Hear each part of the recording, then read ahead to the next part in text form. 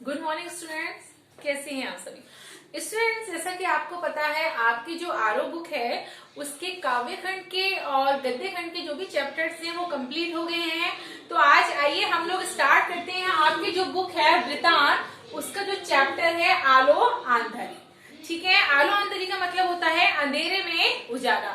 तो उनके जो स्वयं लेखिका है बेबी हलदार, उनके बारे में आज हम थोड़ा सा पहले पढ़ते हैं। बेबी हलदार कौन थी, कहाँ रहती थी, उसके बाद हम आपका चैप्टर पढ़ेंगे। बेबी हलदार, इनका जन्म 1974 यानी कि 1974 में अनुमानित तिथि है। ये जम्मू कश्मीर में हुआ था, अर्थात ये जम्मू कश्मीर के किसी एक स्थान पर रहती थी और इनके जो पिता थे वो सेना में कार्यरत थे, अर्थात सेना में उनकी नौकरी थी। 13 वर्ष की उम्र में दुगनी उम्र के व्यक्ति से विवाह हुआ। जब ये 13 वर्ष की थी उस समय इनकी जब शादी हुई थी और इनके जो पति की आयु थी वो थी इनसे दुगनी, अर्थात ये 13 साल की थी और इनके पति की आयु थी 26 वर्ष, है ना। उस समय ये 7वीं कक्षा में पढ़ती थी और विवाह होने के कारण इनकी जो पढ़ाई थी वो छूट गई थी और 12-13 वर्षों के बाद पति की ज्यादतियों से परेशान होकर इन्होंने पति का घर छोड़ दिया था। इनके पति ने इनके ऊपर बहुत सारे अत्याचार करे थे, बहुत इन्हें दुख दिए थे, बहुत पीड़ित किया था। इस वजह से इन्होंने बहुत ज्यादा परेशानियां झेलने की वजह से पति का घर छोड़ दिया। उस समय जब इन्होंने अपने पति का घर छोड़ा तो उस समय इनके 3 बच्चे थे। पति का घर छोड़कर ये दुर्गापुर से फरीदाबाद आ गई। उस समय दुर्गापुर रहती थी, लेकिन जब उन्होंने पति का घर छोड़ा तो उसके बाद बेबी हलदार फरीदाबाद आ गई और कुछ समय बाद गुड़गांव चली गई और उसके बाद वो वहां से गुड़गांव चली गई आई। बांग्ला में लिखी हुई एवं हिंदी में अनुदित आलो आंधरी एकमात्र इनकी पुस्तक है। बेबी हलदार की जो एकमात्र पुस्तक है आलो आंधरी यानी कि अंधेरे में उजाला, है ना। ये पुस्तक इन्होंने स्वयं लिखी है और उनकी जो पुस्तक है स्वयं पर ही लिखी गई है कि इन्होंने जो भी अपने जीवन में परेशानियों संघर्षों का सामना किया है, किस तरह से इन्होंने अपने आप को संभाला, अपने बच्चों को संभाला, परिवार को किस तरह से, उन सारी चीजों के बारे में इन्होंने लिखी है। और इस समय वर्तमान में गुड़गांव में एक घरेलू नौकरानी के रूप में रहती है। तो ये तो इनके बारे में छोटा सा इंट्रोडक्शन था, परिचय था। तो स्टूडेंट्स आइए हम अपना चैप्टर देखते हैं आलो आंधारी। देखिए इसका मतलब होता है बच्चे अंधेरे का उजाला। मैं अब अपने किराए के घर में थी, जब समय सोचती रहती थी कि काम ना मिला तो बच्चों को क्या खिलाऊंगी। बेबी जो है वो अपने बारे में बता रही है, उन्होंने अपने जीवन के बारे में इसमें लिखा है और वो कह रही है कि उस समय जब मैं किराए के मकान में रह रही थी और मैं इस समय सोच रही थी कि यदि मुझे कोई काम नहीं मिला जिससे मैं अपना जीवन यापन कर सकूंगी तो मैं किस तरह से अपना जीवन यापन कर पाऊंगी, अपने बच्चों की जरूरतों को कैसा पूरा कर पाऊंगी, उन्हें क्या खिलाऊंगी, क्या पिलाऊंगी, किस तरह से उन्हें पालूंगी पोसूंगी। मैं स्वयं के घर से दूसरे घर काम खोजने जाती और दूसरों से भी काम जुटाने के लिए कहती। वो कह रही है कि जिस किराए के मकान में मैं रहती थी उस किराए के मकान से मैं दूसरी जगहों पे काम देखने जाया करती थी कि क्या पता मुझे कहीं पे काम मिल जाए जिससे मेरे बच्चों का पालन पोषण हो सके, उससे जो पैसा आएगा, या फिर जो भी मेरे जान पहचान के व्यक्ति थे उनसे मैं कहा करती थी कि मेरे लायक जो भी काम हो बताना, मैं करने को तैयार हूँ। मुझे ये चिंता भी थी कि महीना खत्म होने पर घर का किराया भी देना है, पता नहीं इसमें कम किराए में कोई घर मिलेगा या नहीं। वो कह रही थी, उनको चिंता थी, जाहिर सी बात है हम जीवन यापन के लिए हमारे खर्चे तो होते ही हैं, जीवन जीने में बहुत सारे खर्चे होते हैं। तो वो किराए के मकान में रहती थी और वो बता रही है कि उस समय मुझे बहुत चिंता थी कि महीना खत्म होने वाला है, मुझे किराया भी देना है, अब मैं कैसे रहूंगी, किस तरह से मुझे कोई और घर मिलेगा और अगर कोई घर मिल भी गया तो क्या मैं उसका किराया दे पाऊंगी या नहीं। काम के साथ मैं घर बच्चों के साथ उस घर में अकेले रहते देख आसपास के सभी लोग मुझसे पूछते तुम यहाँ अकेली रहती हो। आप लोग सभी जानते हैं हमारा जो समाज है उस समाज में जो बहुत सारे व्याप्त बुराइयां हैं वो भी खास तौर से महिलाओं के लिए। यदि कोई महिला अकेली रहती है आस पड़ोस में या बच्चों के साथ रहती है, उसके साथ कोई भी मर्द नहीं रह रहा, कोई भी पुरुष नहीं रह रहा, चाहे उसका पिता हो, भाई हो, बेटा हो, जो भी हो, है ना, पति हो, अगर उसके साथ वो नहीं रहता तो दुनिया की आदतें होती है, बहुत सारी बातें करने की, उसके बारे में विभिन्न प्रकार की बातें करने के लिए। तो वो बता रही है कि जब मैं अपने तीनों बच्चों के साथ जहां जिस मोहल्ले में अकेले रहा करती थी, वहां पर जो लोग बाग थे मुझसे क्या करते थे, पूछा करते थे कि तुम क्या यहाँ पर अकेली रहती हो, तुम्हारा स्वामी कहाँ रहता है। स्वामी अर्थात उनका जो पति है वो कहाँ रहता है, क्या तुम उसके साथ नहीं रहती हो, और तुम कितने दिनों से यहाँ हो, तुम्हारा स्वामी क्यों यहाँ नहीं आता, वह क्या करता है, तुम क्या यहाँ अकेले ही रह सकोगी, तुम्हारा स्वामी क्यों नहीं आता।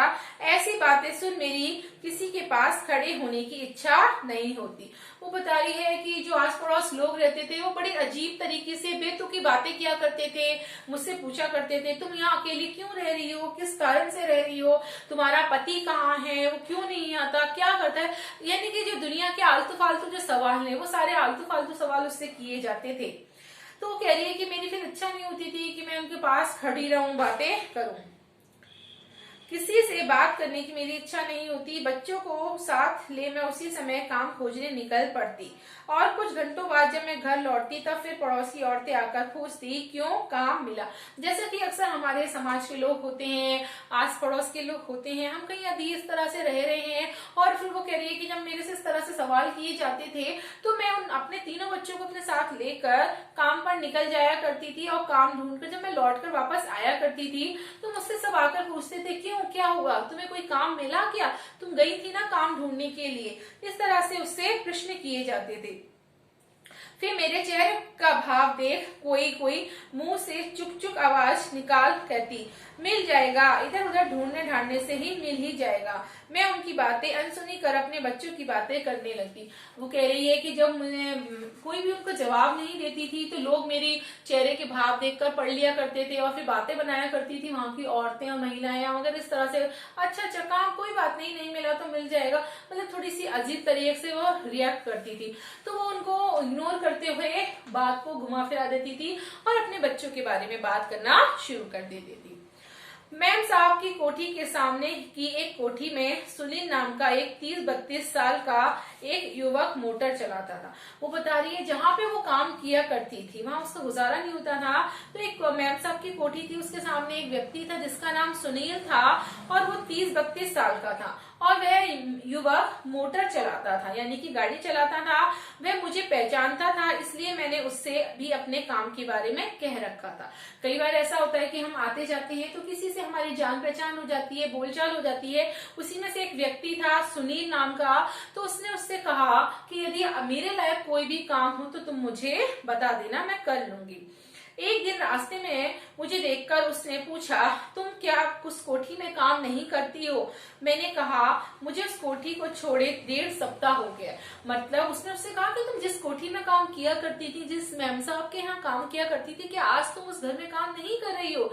तो उसने कहा कि नहीं, वहां तो उससे छोड़े हुए तो मुझे कम से कम 1.5 सप्ताह हो चुका है, अभी तक मुझे कोई भी काम नहीं मिला है। वह बोला ठीक है, मुझे काम के बारे में कुछ पता चलेगा तो मैं तुम्हें बता दूंगा।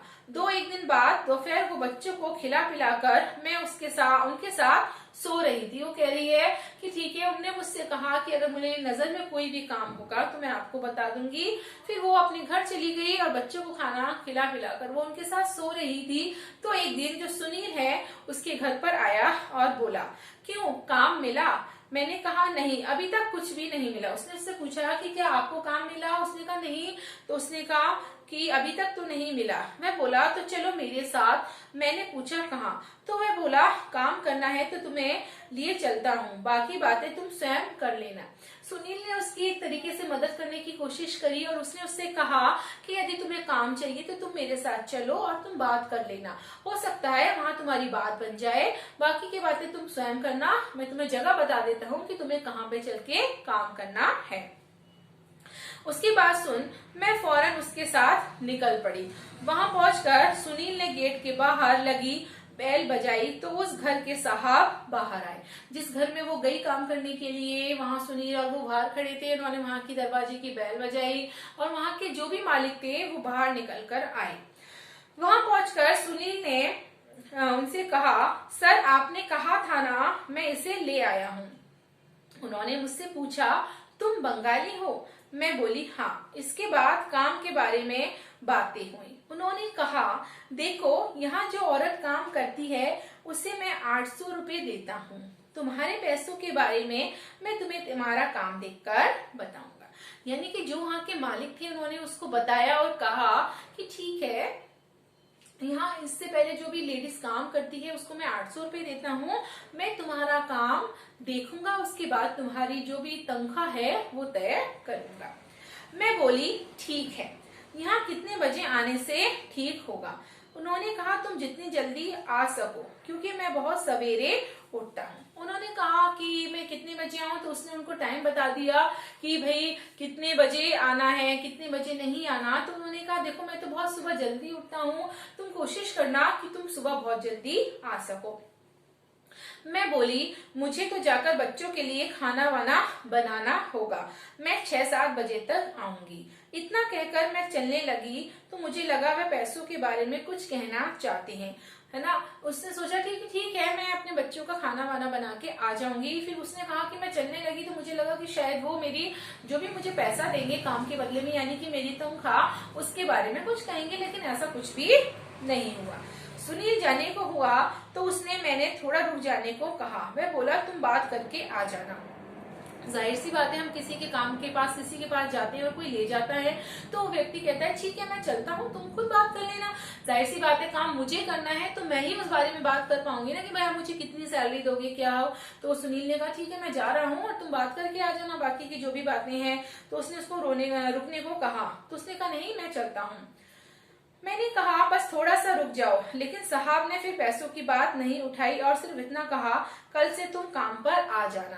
तो सुनील से जब वो कह रही थी तो उसको लगा कि शायद जो मालिक है वो पैसों के बारे में बात करेंगे, लेकिन उन्होंने पैसों के बारे में उसकी कोई बात नहीं करी कि उसको क्या पैसे देने वाले हैं, क्या तनख्वाह देने हैं। और उन्होंने कहा ठीक है अब तुम कल सुबह आ जाना। तो फिर वो वहां से दोनों वापस आ जाते हैं। अगले दिन मैं काम पर आई तो दूर से ही 35-40 वर्ष की एक विधवा को उसी घर में काम के लिए जाते देखा। वो कह रही अगले दिन जब मैं उन मालिक के घर पर गई थी तो मैंने देखा कि एक विधवा थी जो 35 या 40 साल की होंगी। साहब बाहर पेड़ों में पानी दे रहे थे और मुझे देखते ही वे भीतर गए और उस औरत से साफ साफ बातें कर उसी समय उसे काम से हटा दिया। यानी उसके मालिक अंदर गए और उन्होंने उस औरत से कहा कि आज से तुम्हारा काम खत्म हो गया है, मैं आज से तुम्हें काम से हटा रहा हूँ। वह औरत भी जो थी वो बंगाली थी। बाहर आते ही उसने मुझे बहुत सारी गालियां देना शुरू कर दिया। मैंने कहा देखो मैं कुछ नहीं जानती, यदि जानती होती कि यहाँ पहले से ही कोई काम कर रहा है तो मैं नहीं आती। वो जो बूढ़ी औरत थी 35-40 साल की, वो बता रही है महिला बंगाली थी और उसको बाहर आके बहुत सारी गालियां देने लग गई, क्योंकि उसकी वजह से उसकी जो नौकरी थी वो चली गई थी, वो जो काम करती थी वो खत्म हो गया था। तो जाहिर सी बात है अगर किसी की वजह से हमारा काम चला जाता है तो हम कहीं ना कहीं थोड़े से परेशान भी हो जाते हैं और उदास भी हो जाते हैं कि आज हमारा काम धंधा इस व्यक्ति की वजह से चला गया। उसने कहा कि देखो इसमें मेरी कोई गलती नहीं है, कोई दोष नहीं है, इसलिए तुम मुझे कुछ भी मत कहो, जो भी बात करनी है तुम्हें उनसे जाके बात करो। यहाँ पहले से ही कोई काम कर रहा है ये बात मैं नहीं जानती थी, मुझे नहीं पता था कि तुम यहाँ पहले से कोई काम कर रही हो।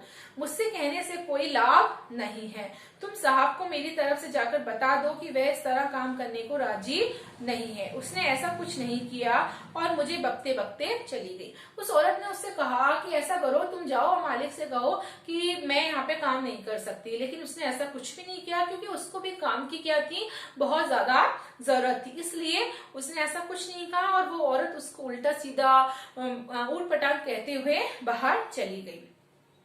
साहब बाहर आए और मुझे भीतर ले गए और सब काम मुझे समझा दिया। सारे जो उनके साहब थे उस बाहर आए और उन्होंने कहा कि आपको क्या काम करना है, कैसे करना है, वो सारी चीजें उसको समझा दी गई, यानी बता दी गई।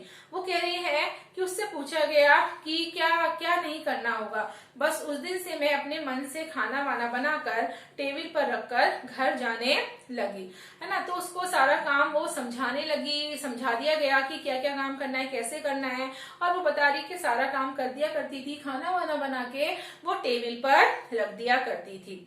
तुम इतना ढेर सारा काम इतने कम समय में और इतनी अच्छी तरह कैसे कर लेती हो। कहाँ सीखा तुमने ये सब, है ना। उसका काम देखकर उसके जो मालिक थे बहुत ही आश्चर्यचकित हुए, बहुत ही उनको अच्छा लगा कि ये सारा काम बहुत आसानी से कर लेती है और बहुत भी जल्दी कर लेती है, समय बहुत अच्छे से निकल जाता है। तुमने ये सारा काम कैसे कर लेती हो इतनी जल्दी, वो उनसे पूछने लगे, और कहाँ सीखा तुमने ये सारा काम। मैंने कहा घर के काम मुझे असुविधा नहीं होती क्योंकि बचपन से अभ्यास है। उसने कहा कि मेरे को कोई भी घर के काम करने में परेशानी इसलिए नहीं होती है क्योंकि बचपन से मैं घर के कामों को किया करती थी। बचपन से ही मैं बिना माँ के रही हूँ। मेरी जो बचपन में माँ नहीं थी उस समय, तो मेरे बाबा ही अभी सब समय घर पर नहीं होते थे, इस कारण मेरा पढ़ना लिखना भी नहीं हो सका। वो बता रही है कि बचपन में मेरी माँ नहीं थी, उस समय मेरे साथ नहीं रहती थी, और जो मेरे बाबा थे यानी कि उसके जो पिताजी थे वो भी घर से बाहर रहते थे अपना रोजगार के चक्कर में, काम धंधे की वजह से, और इस वजह से मैं ना तो ज्यादा पढ़ पाई और मुझे घर पर रहकर ही घर के सारे काम करने पड़ते थे। इसलिए घर के जो भी सारे काम है उन्हें करने के लिए मैं एक्सपर्ट हूँ, यानी कि उन सारे कामों को मैं बहुत आसानी से और अच्छी तरह से कर लेती हूँ। तो स्टूडेंट्स, ये आपका आज तक का था चैप्टर। इस चैप्टर को हम फिर कंटिन्यू करेंगे। Thank you.